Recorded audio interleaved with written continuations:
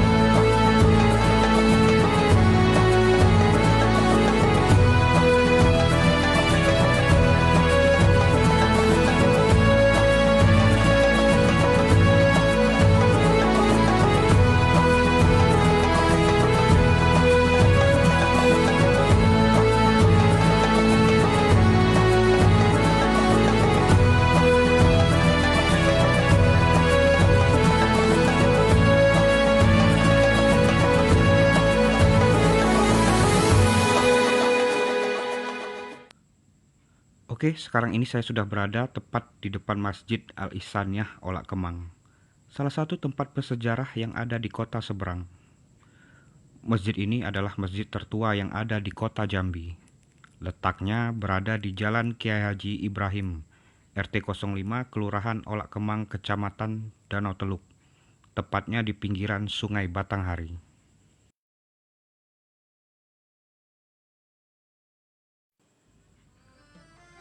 Masjid ini didirikan pada tahun 1880 oleh seorang habib bernama Said Idrus bin Hasan Al-Jupri yang bergelar Pangeran Wirokusumo, yang dahulu berkuasa di daerah ini pada abad ke-19.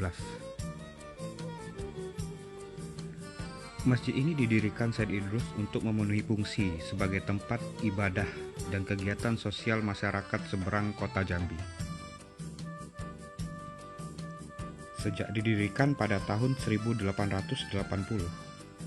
tempat ibadah ini telah beberapa kali mengalami pemugaran dan perluasan. Ciri khas yang mencolok dari masjid ini adalah banyaknya terdapat jendela-jendela. Jendela-jendela yang dipasang berpasangan. Hanya tembok yang kita lihat ini yang tidak ada jendelanya. Kita lihat sisi sebelah sana yuk.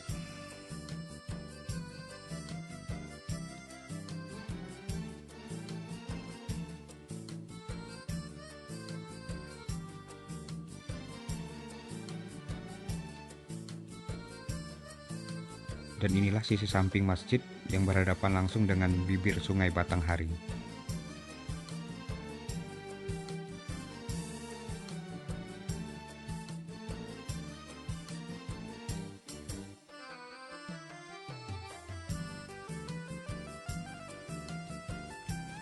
Bisa kalian lihat di depan kita ini adalah Sungai Batanghari, tepat di samping Masjid Al-Ihsaniyah.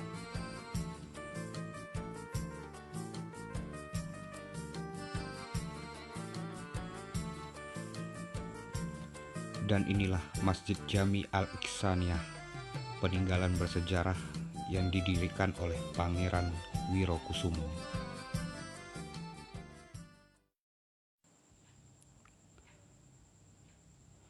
Pangeran Wirokusumo sendiri wafat pada tahun 1902, dimakamkan di depan Masjid Ihsaniyah ini, tepatnya berada di depan kita ini. Yuk, kita ke sana.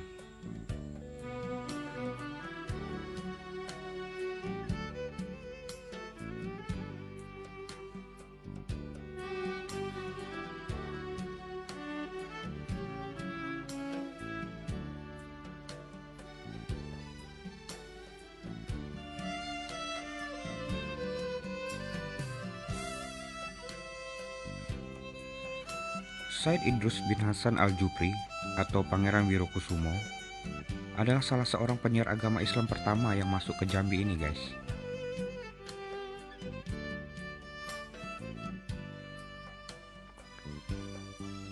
Dan pusara yang besar ini adalah makam dari Pangeran Wirokusumo ini.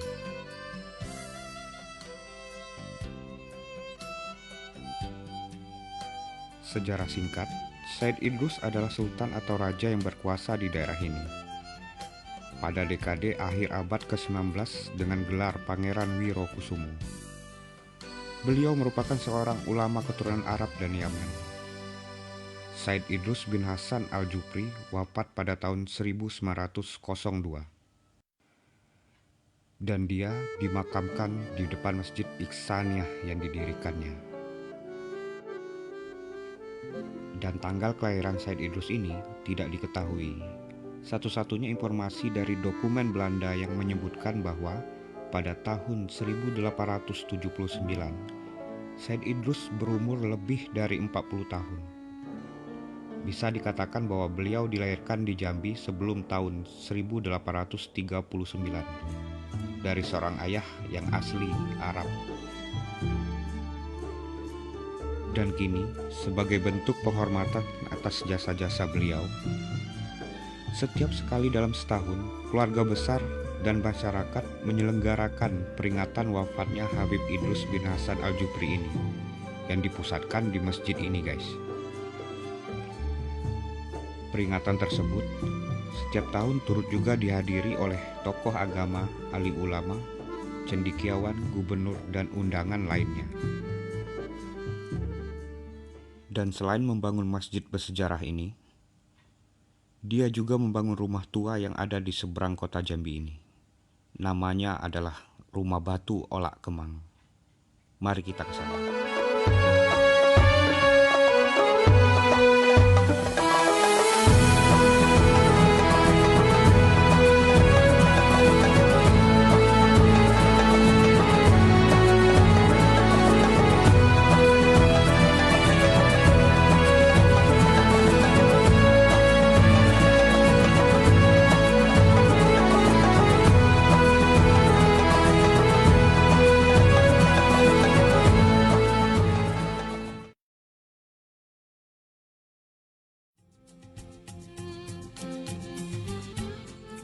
Dan inilah Rumah Batu Olak Kemang. Rumah 2 lantai yang dulu bak istana, satu-satunya rumah batu yang ada di kawasan ini. Memiliki keunikan karena berdesain arsitektur 3 budaya dalam satu bangunan, yaitu Melayu Arab, Cina, dan Eropa. Kondisi sekarang rumah ini sudah sangat tidak terawat, di mana hanya tinggal sisa-sisa bangunan di bawah yang tampak. Rumah ini menjadi saksi sejarah perkembangan Kesultanan di Jambi, dan sekaligus dahulu menjadi tempat kediaman Said Idrus bin Hasan Al-Jupri atau Pangeran Wirokusumo.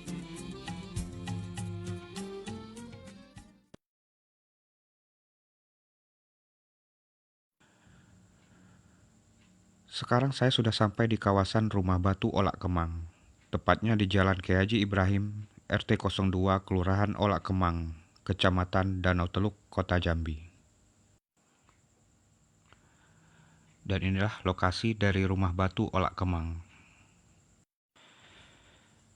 Dan tepat berada di depan kita ini adalah papan pemberitahuan sebelum masuk ke kawasan Rumah Batu Olak Kemang ini.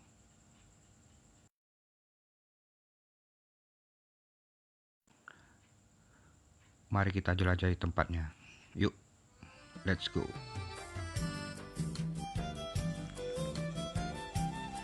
Inilah kondisi sekarang sisa-sisa bangunan rumah batu peninggalan Pangeran Wirokusumo.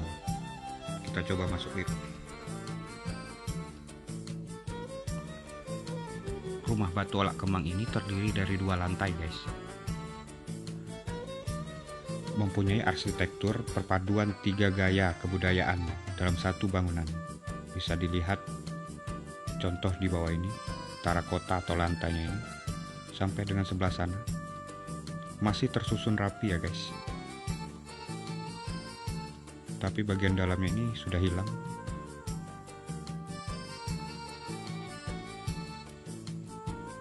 Di dinding atau di tiang ini juga terdapat ornamen-ornamen yang terbuat dari semen dan batu. Jendelanya ini sudah pada hilang.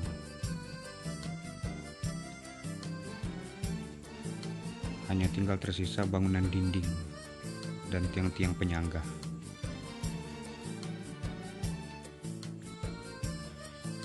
Jadi kalau melihat unsur Eropa di sini terlihat dari sisa-sisa bangunan seperti lantai dan dinding yang terbuat dari bahan dasar batu dan semen, yang dulu digunakan untuk rumah-rumah yang ada di Eropa sana. Dan dulu rumah ini adalah satu-satunya rumah dengan bangunan berbahan dasar batu yang ada di kawasan Olak Kemang ini. Nah, bisa kalian lihat di sini sisa-sisa lantai atau terakotanya.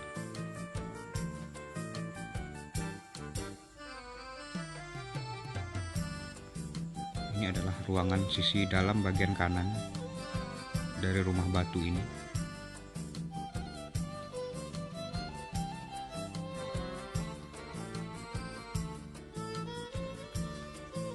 Kalau kita lanjut unsur 3 kebudayaan tadi.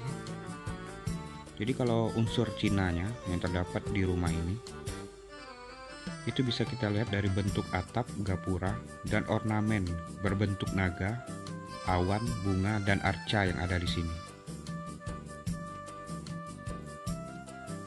Dan kalau untuk unsur Melayunya, kita dapat lihat dari bangunan bagian atas ini yang dahulu berupa rumah panggung, ciri khas rumah atau bangunan yang ada di seberang kota Jambi ini.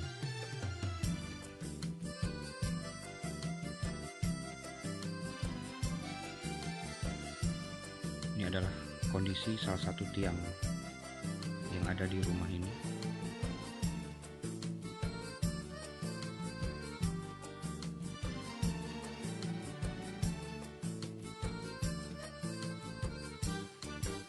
Bagian atasnya sudah tidak ada lagi karena memang terbuat dari papan ya guys.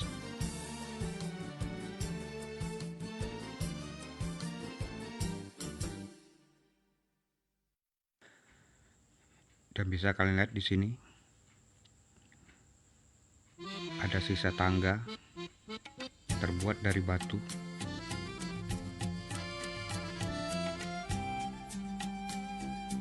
Fungsi tangga ini menuju lantai 2 bagian atas yang bangunannya ini sudah hilang.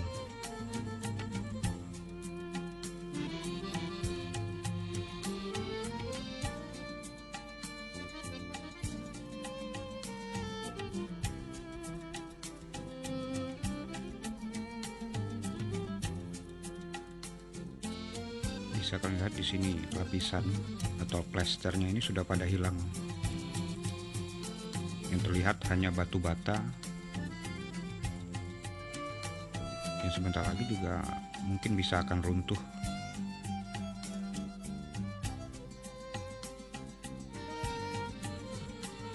Kita menuju sisi ruangan sebelah kiri. Di sini juga ada tangga menuju ke lantai atas.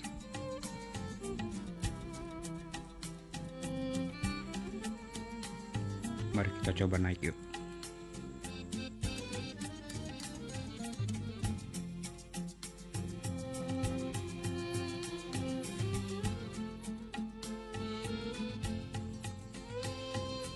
Nah, ini adalah kondisi bangunan terlihat dari atas. Tidak ada yang tersisa. Dulu lantai 2 ini bangunannya berbahan dasar kayu, berbentuk rumah panggung. Jadi fungsinya dulu mengantisipasi luapan air sungai Batanghari yang selalu terjadi setiap tahunnya guys. Karena lokasi rumah ini berdekatan dengan bibir sungai Batanghari. Jadi Sungai Batanghari itu tepat berada di depan gapura bangunan ini. Nanti kita coba lihat.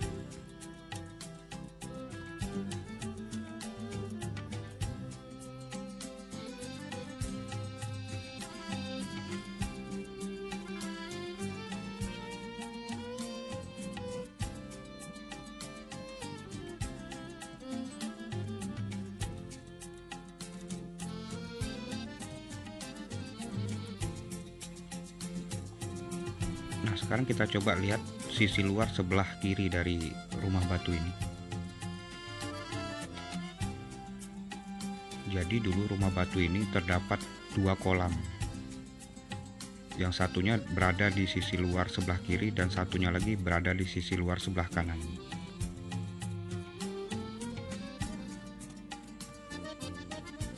Dan ini adalah kondisi bangunan bagian luar sebelah kirinya.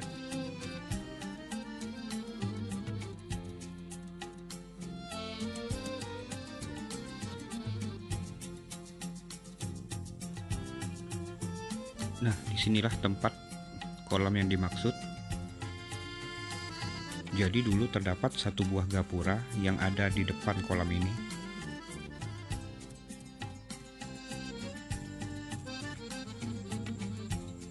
Nah, tepat berada di sini. Itu ada gapuranya. Tapi yang tersisa sekarang hanya satu tiang ini. Bisa kan lihat ornamen yang ada di tiang ini. Yang di atasnya ini seperti satu buah arca ya. Jadi bisa dikatakan sekarang ini sudah rusak. Jadi di belakang bangunan ini ada satu buah kolam yang sekarang ini sudah dipagar seng ya. Tidak bisa kita lihat.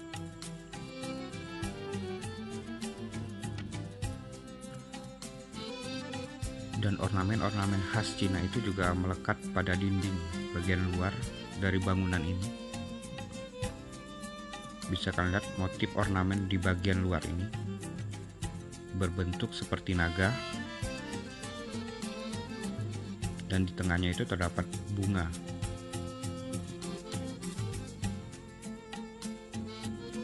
Sampai di sudut sebelah sini menunjukkan ciri khas bangunan-bangunan yang ada di Cina.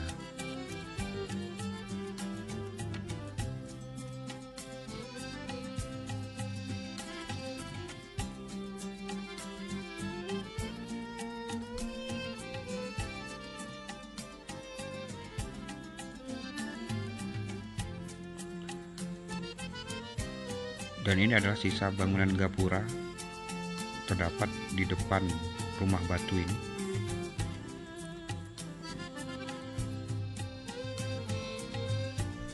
Jadi di samping kiri dan kanan gapura ini terdapat pagar yang mengelilingi rumah batu Olak Kemang ini. Tapi yang tersisa sekarang itu hanya bagian bawahnya. Ya sudah tertutup dengan rumput ini.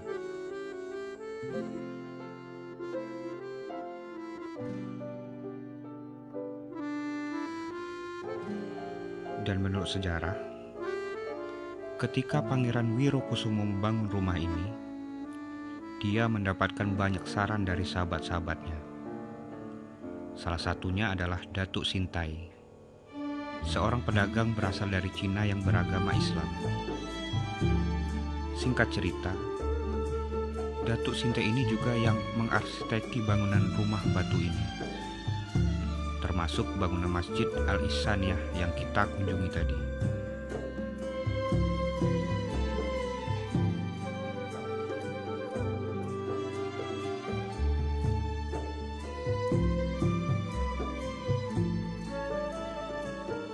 Dan inilah sisi bagian luar sebelah kiri dari bangunan rumah Olak Kemang ini, sampai dengan sisi sebelah kanan sebelah sana.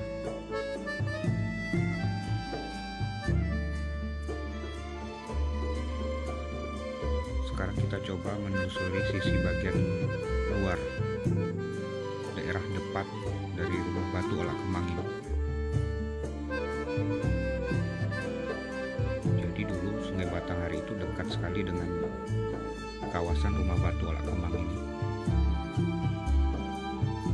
Jadi sebelum Sungai Batanghari itu terdapat kanal kecil yang berada di depan kawasan ini.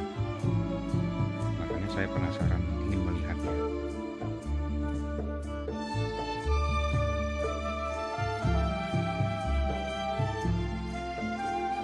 Jadi karena saking dekatnya, kawasan ini terkena imbas dari luapan Sungai Batanghari kalau terjadi banjir, guys.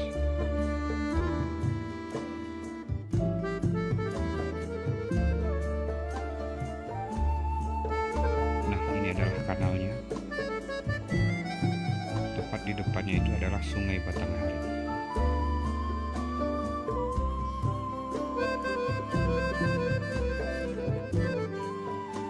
Oke, sekarang kita menuju samping sisi sebelah kanannya. Tadi sudah sebelah kiri. Melihat sisa bangunan kolam yang ada di sisi sebelah kanan ini.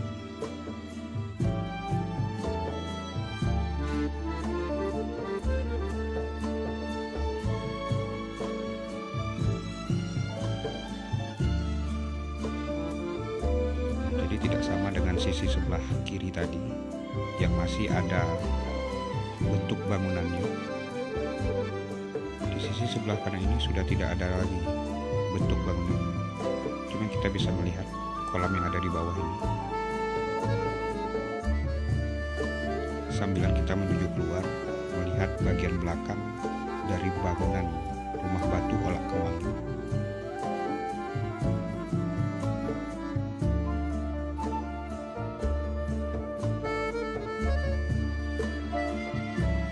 Dan inilah kondisi belakang dari Rumah Batu Olak Kemang.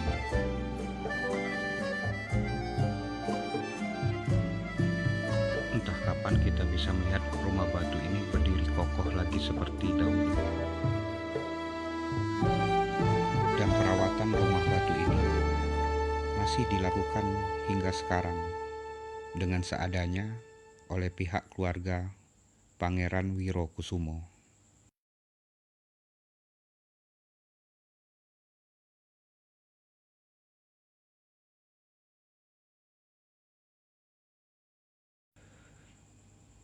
Bangunan masjid dan rumah batu ini merupakan salah satu jejak sejarah dari Pangeran Wirokusumo.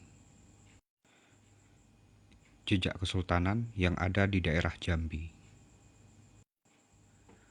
Bangunan peninggalannya boleh saja runtuh, tapi jasa-jasanya tidak akan hilang dan melekat hingga sekarang.